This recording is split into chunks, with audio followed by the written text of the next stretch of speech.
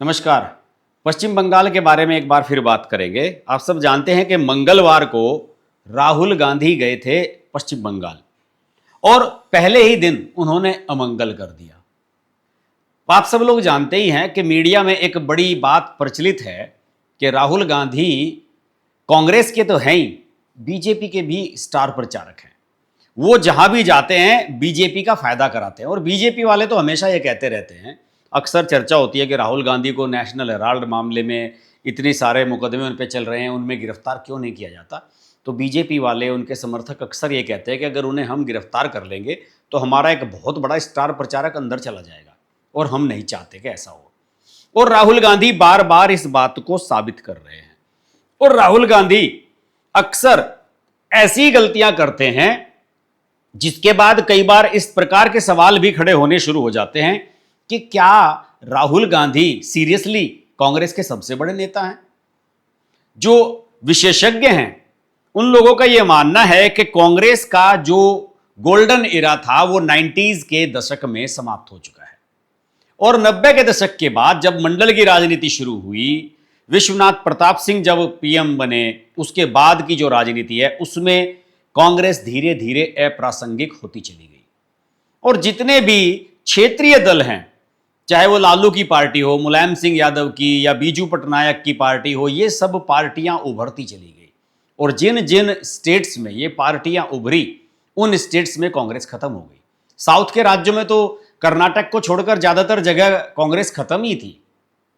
आप बताइए कि कितने साल से कांग्रेस की सरकार नहीं बनी है। तमिलनाडु में डीएमके और एडीएमके, इसके अलावा वहां 4-5 दशकों से इसके अलावा कोई दूसरी कहानी ही नहीं है। कांग्रेस हिंदी भाषी राज्यों में हुआ करती थी। मुस्लिम, दलित और जो पिछड़े वर्ग के लोग हैं या फिर स्वर्ण लोग हैं, ब्राह्मण लोग हैं, इन सब लोगों के समीकरण मिलाकर के कांग्रेस का आंकड़ा मजबूत रहा करता था। लेकिन धीरे धीरे जब क्षेत्रीय दल आए वो इनके वोट बैंक को ले उड़े।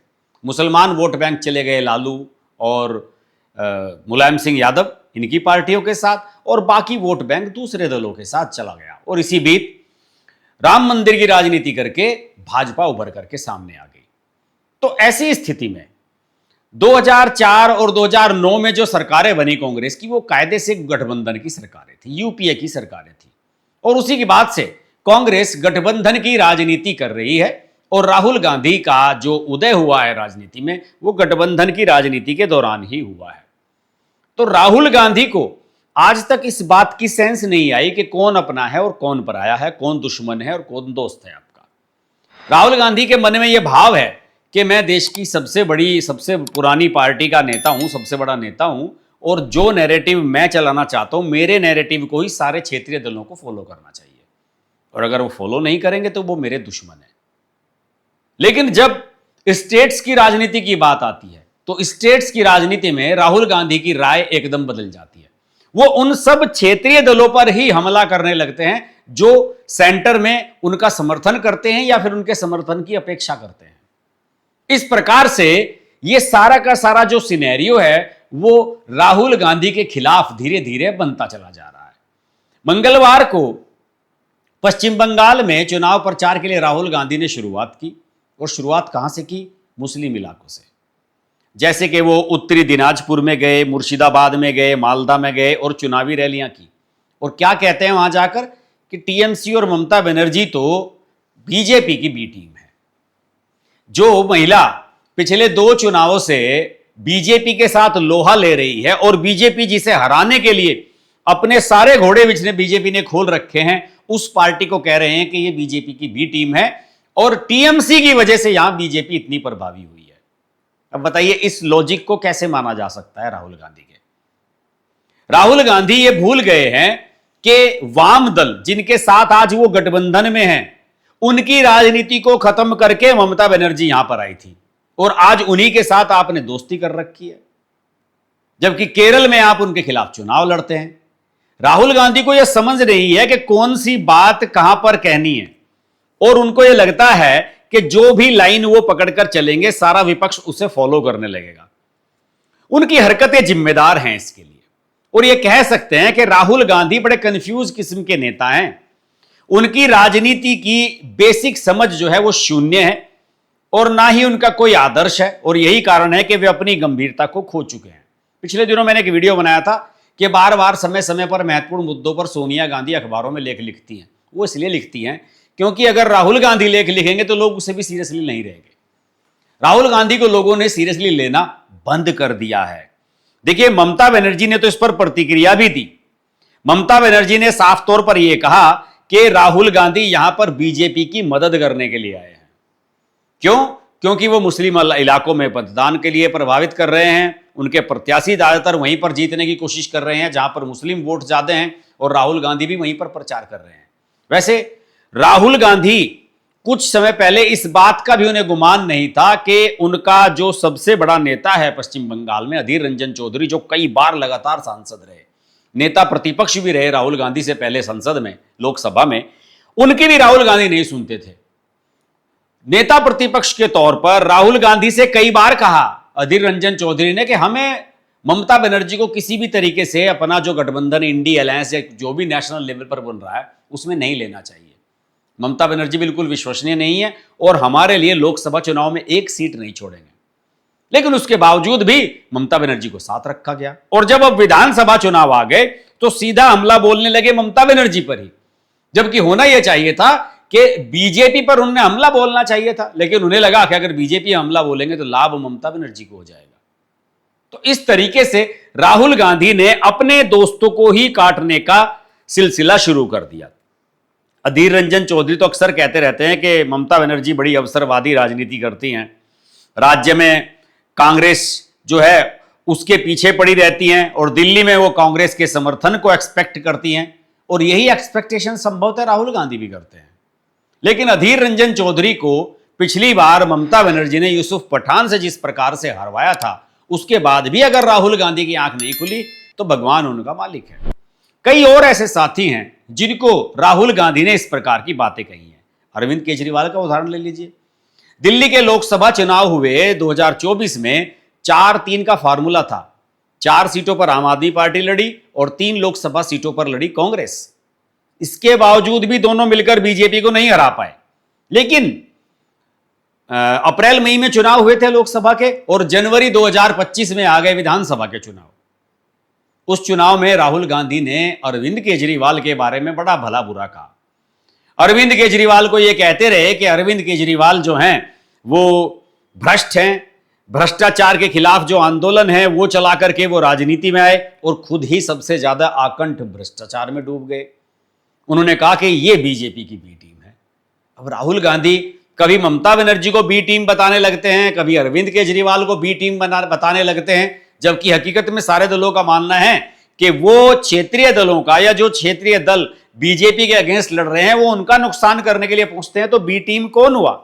राहुल ने तो यहां तक कह दिया था अरविंद केजरीवाल के बारे में कि अरविंद केजरीवाल महाभ्रष्ट हैं और जो जेल गए वो सही हैं। यानी कि बीजेपी ने जो नैरेटिव अरविंद केजरीवाल के खिलाफ चलाया उसी को उन्होंने पुष्ट कर दिया था। और केजरीवाल की भी सुनिए, केजरीवाल भी कम कहां है। इन्होंने भी समझौता किया था कांग्रेस के साथ लोकसभा चुनाव में, और विधानसभा चुनाव में क्या कहते हैं कि बीजेपी और कांग्रेस का समझौता है, और कांग्रेस इसलिए चुनाव लड़ती है दिल्ली में जिससे कि अरविंद केजरीवाल यानी कि आम आदमी पार्टी हार जाए। और यही वजह है कि आम आदमी पार्टी जो है इस बार सत्ता में वापस नहीं लौट पाई। इस लिहाज से अरविंद केजरीवाल ने कई बार यह बयान दिए राहुल गांधी और सोनिया गांधी को इसलिए जेल में नहीं डालते हैं क्योंकि ये इनका फायदा करते हैं, आपस में इन दोनों की अंडरस्टैंडिंग है। तो आप समझ सकते हैं कि राहुल गांधी कितनी कंफ्यूजिंग पॉलिटिक्स करते हैं। राज्य स्तर पर क्षेत्रीय दल कांग्रेस को अब बोझ की तरह लेते हैं। उन्हें लगता है कि ये आ गया हमारे यहां हिस्सा बटाने।